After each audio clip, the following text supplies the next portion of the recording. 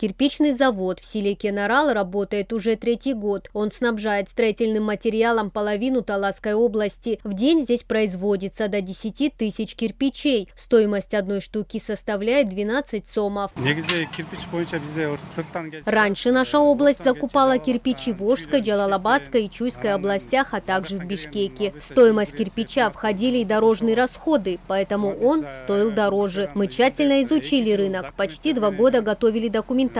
Потом еще 2 года строили завод. Мы запустили производство в 2022 году. И сейчас обеспечиваем кирпичами Таласский район и город Талас, Бакай-Атинский и даже Карабуринский районы. Люди сами приезжают на завод и закупают кирпичи по 12 сомов за штуку.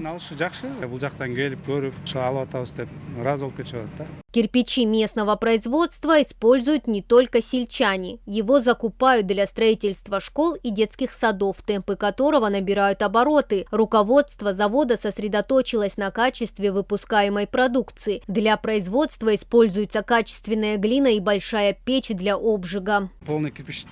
Это пространство заполняется полностью кирпичами. После этого верх печи заполняется углем. Внутри печи температура достигает 1000 градусов. В такой температуре кирпичи и обжигаются. В шахматном порядке расположены дымоходы. Это необходимо для специальной вентиляции. В таких условиях и производятся наши кирпичи. Сейчас на производстве трудятся более 15 рабочих. У каждого своя зона ответственности. Виктор Кравченко – технолог завода. Он следит за работой печи и качеством готового кирпича.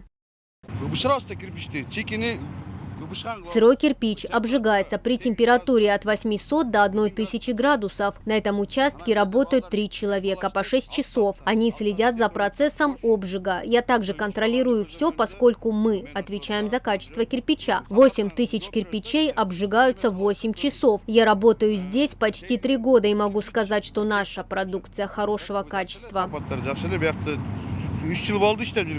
Ежегодно завод бесплатно передает Айлу Кмыту 50 тысяч кирпичей, которые используются в строительстве социальных или инфраструктурных объектов. Кроме того, предприятие платит государству почти 500 тысяч сомов налогов.